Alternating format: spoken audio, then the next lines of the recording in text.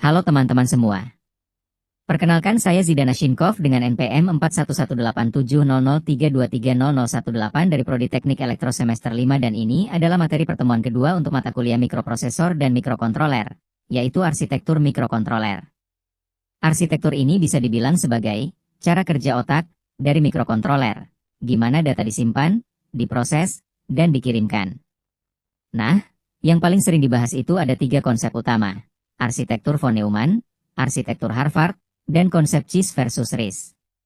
Yuk, kita bahas satu persatu biar lebih paham gimana si kecil ini bisa berpikir dengan efisien. Pertama, apa itu arsitektur mikrokontroler? Sebelum masuk lebih dalam, kita pahami dulu ya, arsitektur mikrokontroler itu apa sih? Sederhananya, arsitektur adalah cara bagian-bagian di dalam mikrokontroler diatur dan saling berkomunikasi. Mulai dari prosesor, memori program, memori data, hingga jalur bus yang membawa informasi. Desain arsitektur inilah yang menentukan seberapa cepat, efisien, dan hemat energi suatu mikrokontroler bisa bekerja. 2. Arsitektur von Neumann. Oke, kita bahas arsitektur von Neumann. Dalam arsitektur ini, program, instruksi, dan data disimpan dalam memori yang sama. Artinya, mikrokontroler menggunakan satu jalur bus tunggal untuk mengakses keduanya. Kelebihannya adalah desainnya sederhana dan biaya produksinya lebih murah.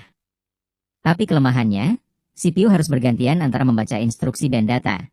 Ini menyebabkan yang disebut von Neumann bottleneck, alias kemacetan data.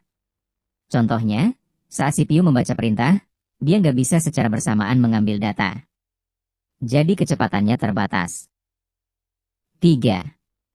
Arsitektur Harvard. Berbeda dengan von Neumann, arsitektur Harvard menggunakan 2 jalur dan 2 memori yang terpisah. Satu khusus untuk instruksi, satu lagi untuk data. Dengan begitu, CPU bisa membaca instruksi dan data secara bersamaan, tanpa harus menunggu giliran. Hasilnya, proses jadi lebih cepat dan efisien. Arsitektur Harvard banyak dipakai di mikrokontroler modern seperti AVR, Arduino, dan PIC. Meskipun biayanya sedikit lebih mahal, performanya jauh lebih baik untuk aplikasi real-time atau sistem yang butuh respon cepat.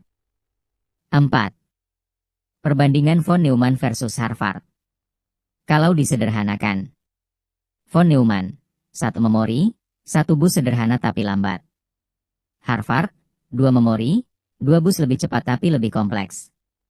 Ibaratnya, von Neumann itu kayak satu jalur tol yang dipakai bareng oleh mobil dan truk, jadi sering macet. Sedangkan Harvard punya 2 jalur terpisah, jadi arusnya lebih lancar. Karena itulah mikrokontroler zaman sekarang lebih banyak pakai arsitektur Harvard. 5. CIS versus RIS. Sekarang kita bahas konsep lain yang juga penting banget, CIS dan RIS. CIS singkatan dari Complex Instruction Set Computer, sedangkan RIS adalah Reduced Instruction Set Computer.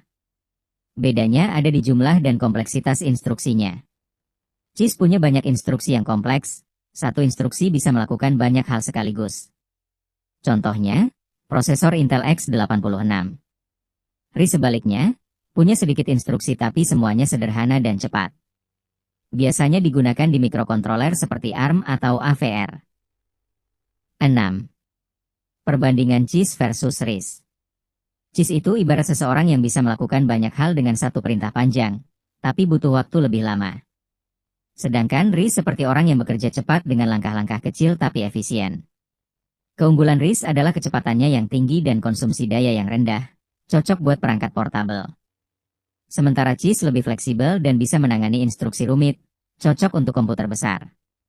Makanya, mikrokontroler modern lebih banyak mengadopsi prinsip RIS karena kecepatan dan efisiensinya. 7. Kesimpulan. Jadi kesimpulannya, arsitektur mikrokontroler menentukan bagaimana sebuah chip berpikir dan bekerja. Arsitektur von Neumann itu sederhana tapi lebih lambat, sedangkan Harvard lebih cepat karena memisahkan jalur data dan instruksi. Lalu dari sisi instruksi, CIS punya perintah kompleks sedangkan RIS lebih efisien dan cepat. Dengan memahami arsitektur ini, kita bisa tahu kenapa tiap mikrokontroler punya karakter dan performa yang berbeda-beda. Dan pastinya, ini jadi dasar penting sebelum kita lanjut ke pemrograman dan desain sistem mikrokontroler yang lebih kompleks. Terima kasih udah nonton sampai akhir. Semoga penjelasan tentang arsitektur mikrokontroler kali ini bisa bantu kalian lebih paham cara kerja otak elektronik di balik semua proyek yang kita buat. Jangan lupa like, share, dan tetap semangat eksplor dunia mikrokontroler bareng aku ya, bye-bye.